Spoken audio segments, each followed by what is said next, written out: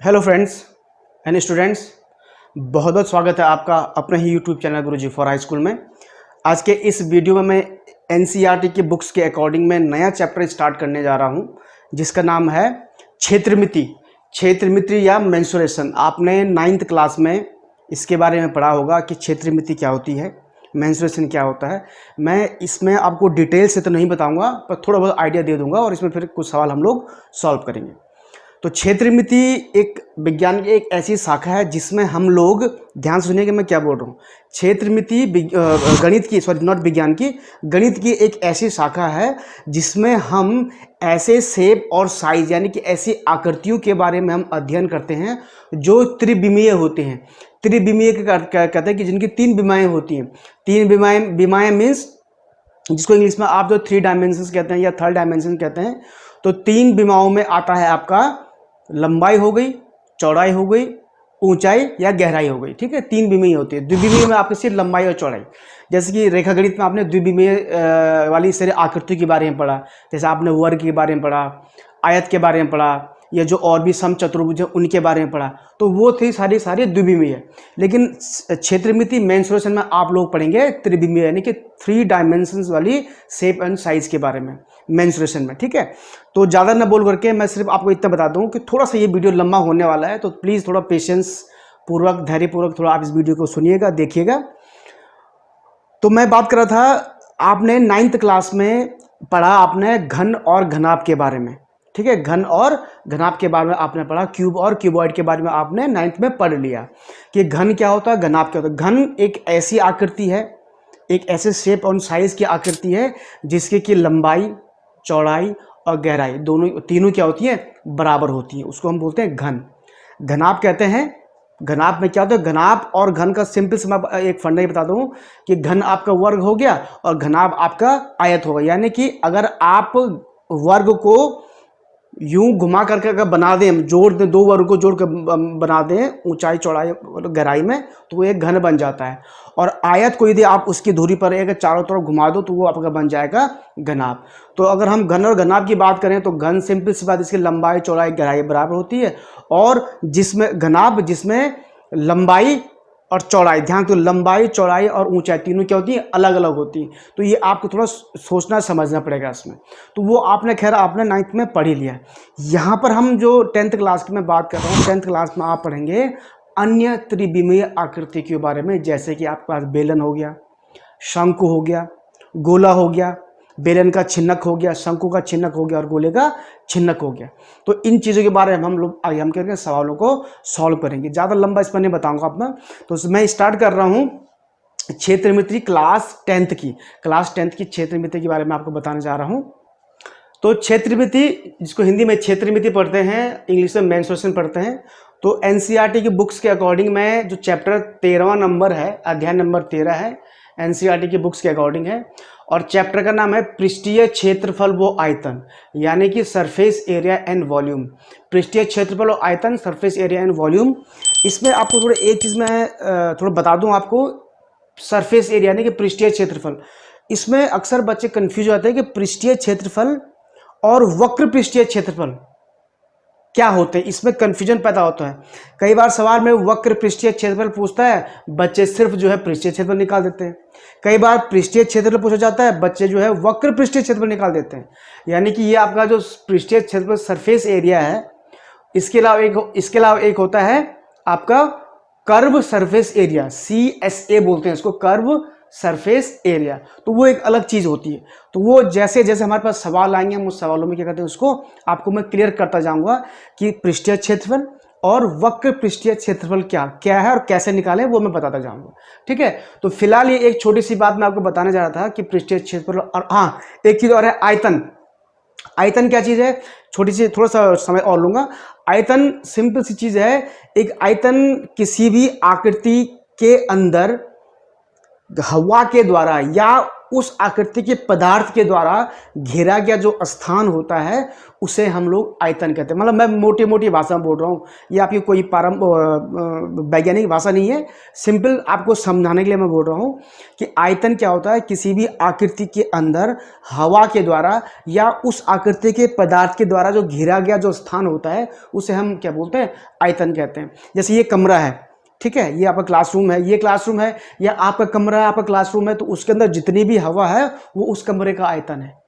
कील है, लोहे की जो कील होती है, अब कील के अंदर तो हवा नहीं रहती ना, क्योंकि तो पूरे लोहे की बनी हुई है, तो उस कील के अंदर लोहे के द्वारा जो घेरी गई जो जगह है वो उसका आयतन है। अब यहाँ पर आयतन और घनत्व दो अलग अलग चीज़ें हैं। अब खैर मैं इतना डिस्कस तो नहीं करूँगा, घनत्व भी इसी से संबंधित हो, लेकिन घनत्व अलग चीज़ है और आयतन अलग चीज़ है। खैर जब कभी विज्ञान का कोई टॉपिक आया तो मैं बता दूंगा आपको, ठीक है। तो ये आयतन के बारे में तो आप बेसिकली इस पूरे चैप्टर में आप आयतन, पृष्ठीय क्षेत्रफल, वक्र पृष्ठीय क्षेत्रफल और जो आकृतियां आपके पास है, बेलन, घनघनाभ का कोई सवाल आगे तो करा देंगे, शंकु हो गया आपका, शंकु का छिनक हो गया, गोला हो गया, गोले का छिनक हो गया, बेलन हो गया, बेलन का छिनक हो गया। तो इस चीज़ के बारे में हम इस प्रकार के सवालों को सॉल्व करेंगे। तो ये छोटी सी एक इंट्रोडक्शन था मेंस्ट्रुएशन के बारे में, वैसे तो आप लोग 9th में पढ़ ही लिया होगा। अब मैं इसमें आपको चैप्टर नंबर 13.1 से सवालों को सॉल्व कराना मैं स्टार्ट कर दूंगा। अगर मुझे कोई एग्जाम्पल भी अगर लगता है कि इंपॉर्टेंट एग्जाम्पल, तो मैं वो एग्जाम्पल भी करा दूंगा, लेकिन फिलहाल हम लोग एक्सरसाइज को स्टार्ट करते हैं।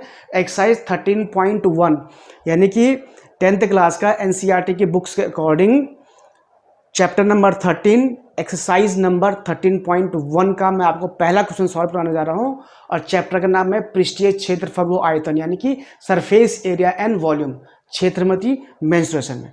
तो चलिए देखते हैं पहला सवाल वो क्या है। तो स्टूडेंट्स अब देखिए, ये सवाल आपके सामने है, अध्याय नंबर 13.1 13.1 चैप्टर है, उसका क्वेश्चन नंबर 1 आपके सामने लिखा हुआ है कि दो घनों जिनमें से प्रत्येक का आयतन 64 घन सेंटीमीटर है, क्यूबिक सेंटीमीटर है, के संलग्न फलकों को मिलाकर एक ठोस बनाया जाता है। इस ठोस का पृष्ठीय क्षेत्रफल ज्ञात कीजिए। तो पहले सवाल का उत्तर निकालने से पहले हमको समझना जरूरी है कि जो ये चीज़ें इसमें बोल रहा है क्या वो हमारे दिमाग में फिट बैठ रही कि नहीं बैठ रही। ये कह रहा है कि दो घनों को मिलाया जाता है। संलग्न फलकों का मीनिंग हो गया कि ऐसे दो फेसेस, ऐसे दो उसके जो सिरे हैं उनको आपस में जो एक दूसरे के आमने सामने हो, उनको ऐसे मिलाया जाता है। अब जैसे मतलब इस पेन का एक सिरा ये है, इस पेन का एक सिरा ये है, और मेरे उंगली का सिरा ये है, इस तरह से। तो इस पेन का और इस उंगली का जो संलग्न फलक होंगे वो इस ढंग से मिलेंगे। ये ऐसे नहीं कि मैं इस उंगली के हिस्से को यहाँ मिला दे रहा हूँ इस ढंग से, ऐसे नहीं, दोनों संलग्न फलकों को ऐसे मिलाना है, ठीक है। तो मिला करके एक ठोस बनता है, तो उस ठोस का पृष्ठीय क्षेत्रफल ज्ञात कीजिए। तो पहले तो आप संलग्न फलक समझ गए हैं कि संलग्न फलक क्या होता है, समझ गए हैं। घन भी आपको पता है कि घन क्या होता है, वो भी आप समझ गए हैं। अब उनको मिलाकर क्या ठोस बनता है ये आपको समझना बहुत जरूरी है। तो दो घनों को मिलाकर के हमेशा क्या बनता है, घनाभ बनता है, क्यूबिक बनता है। कैसे, सॉरी क्यूबॉइड बनता है। कैसे, अगर मैं इन दोनों को देखो, यहाँ पर ये कह रहा है कि दो जिनसे प्रत्येक आयतन 64 घन सेंटीमीटर है, तो घन का आयतन कितना है, घन का आयतन आपको दे रखा है इसने 64 घन सेंटीमीटर। और घन के आयतन का सूत्र क्या होता है हमेशा, भुजा का क्यूब। एक मिनट उसको मैं थोड़ा लिख दूं, माना घन की प्रत्येक भुजा कितनी की है, प्रत्येक भुजा बराबर है a सेंटीमीटर, क्योंकि देखो सब उसने a सेंटीमीटर भी दिया हुआ है, तो इसलिए घन का आयतन, तो घन का आयतन बराबर दे रखा उसने 64 घन सेंटीमीटर। अब घन का आयतन का सूत्र क्या होता है आपको ये तो पता है ही, भुजा का क्यूब होता है, भुजा को 3 बार गुणा करना होता है, तो ये बराबर 64 आ गया आपका। तो भुजा आपके पास a क्यूब है, तो a क्यूब बराबर आपके क्या आया, 64 आ गया। तो इसलिए a बराबर क्या आएगा, 4 आएगा। इस 64 का घनमूल निकाल दी तो 4 आएगा, तो a बराबर 4 सेंटीमीटर। यानी कि इन दोनों घनों की प्रत्येक भुजा कितनी, a सेंटीमीटर, और a माने 4 सेंटीमीटर। 4 सेंटीमीटर ये हो गया और 4 सेंटीमीटर ये हो गया, 4 सेंटीमीटर ये हो गया, इसी ढंग से 4 ये हो गया, ये भी 4 हो गया, ठीक है। तो जब हम दोनों घनों को आपस में यूं मिला देंगे, ऐसे करके मिला देंगे, तो थोड़ा ध्यान से देखिए, सारे हिस्से मिल जाएंगे, ये यहाँ पर मिल जाएगा, ये यहाँ पर मिल जाएगा, ये इधर मिल जाएगा, ठीक है। जब ये आपस में यूं मिल जाएंगे तो आप देखेंगे लंबाई जो यानी कि जो ये वाली लंबाई ये बढ़ जाएगी, 4 यहाँ देखो यहाँ पर टच हो जाएगा ना, तो ये इस ढंग से बढ़ जाएगा। देखो ये जब घनाभ हमको मिलेगा, हम जब नया घनाभ बनाएंगे, वो सॉरी दोनों घनों को हम मिलाएंगे आपस में, तो हमको कुछ इस ढंग से आकृति मिलेगी। तो दोनों आकृति में अंतर हो सकता है, तो चित्र बनाने में मैं उतना परफेक्ट नहीं हूँ। तो इस ढंग से आप देखेंगे कि जो नीचे की लंबाई है दोनों जब जुड़ेंगे तो ये इस ढंग से ये लंबी रेखा हो जाएगी, यानी कि 4 और 4 8 सेंटीमीटर। तो इस ढंग से इसकी लंबाई 8 सेंटीमीटर, लेकिन ऊंचाई तो वही रहेगी ना, ऊंचाई थोड़ी बढ़ रही, ऊपर थोड़ी कहीं बढ़ रहा। तो यानी कि ऊंचाई भी 4 सेंटीमीटर रहेगी, ठीक है। और चौड़ाई तो खैर यही है, ऊंचाई है, ठीक है। लंबाई, ऊंचाई और चौड़ाई, तो ये इसकी चौड़ाई है। तो लेकिन ये भी तो इतना ही रहेगा 4 सेंटीमीटर, ये थोड़े कहीं बढ़ रहा है, ये भी 4 सेंटीमीटर, तो यानी कि ये इतना ही रहेगा 4 सेंटीमीटर। तो कहने का मीनिंग ये है कि प्राप्त होने वाले घनाभ की लंबाई 8, चौड़ाई 4, ऊंचाई 4 हमको प्राप्त हो जाएगी। तो ये इस ढंग से, ठीक है। तो हम यानी कि इसका मतलब है कि दोनों जो हमारे पास घनाभ थे, दोनों घन थे, दोनों घनों को मिलाकर के जो घनाभ प्राप्त हुआ, उस घनाभ की लंबाई 8, चौड़ाई 4, ऊंचाई 4 सेंटीमीटर प्राप्त होती है। तो हमने इस घनाभ का पृष्ठीय क्षेत्रफल ज्ञात करना, क्योंकि वो ठोस क्या है, वो ठोस घनाभ है, ठीक है। तो इसका पृष्ठीय क्षेत्रफल ज्ञात करना है। तो आपको पता है ही, नहीं तो आपने पढ़ा है वैसे भी, कि घनाभ का जो पृष्ठीय क्षेत्रफल का जो सूत्र होता है वो क्या होता है, 2 गुणा LB plus BH plus HL। ये फॉर्मूला आपने शायद पढ़ा होगा। 2 इंटू L लंबाई होगी, B ब्रेथ चौड़ाई होगी, H आपकी हाइट होगी, जो आपको दिया गया है। चूंकि अब यहाँ पर आप थोड़ा एक लाइन में और लिख देता हूँ, घनाभ की जो लंबाई है यानी कि L वो कितनी है, 8, घनाभ की चौड़ाई यानी कि B कितनी है, 4, और ऊंचाई यानी कि H हाइट कितनी है, वो भी 4 आपका सेंटीमीटर है, इस ढंग से। तो इसलिए घनाभ का पृष्ठीय क्षेत्रफल सूत्र क्या आएगा, 2 इंटू LB यानी कि 8 into B into 4 plus BH 4 into 4 plus HL 4 into 8। ये यहाँ तक खूब आपको दिखाई दे रहा हो। इसको हम लोग सॉल्व करेंगे तो 2 गुणा, पहले गुणा करने वाला गुणा कर दो, 8 चौको 32, 4 चौको 16, 8 चौको 32। यहाँ तक तो सब समझ में आ ही रहा होगा। तो ये आपका 2 गुणा 32 से 32 64, 64 और 10 74 6 80। तो 80 गुणा 2, 80 गुणा 2 कितने हो गए, 160। क्या क्षेत्रफल है, ध्यान दें क्षेत्रफल है, ये आयतन था तो ये क्षेत्रफल है, तो क्या हो जाएगा, वर्ग सेंटीमीटर। ये ध्यान दीजिएगा। तो ये आपका आंसर हो गया इस सवाल में जो पूछा गया था कि आपके उस ठोस का पृष्ठीय क्षेत्रफल ज्ञात कीजिए। तो वो ठोस क्या है, घनाभ है, क्योंकि देखो सवाल में कहीं भी नहीं लिखा हुआ है कि घनाभ का पृष्ठीय क्षेत्रफल ज्ञात कीजिए।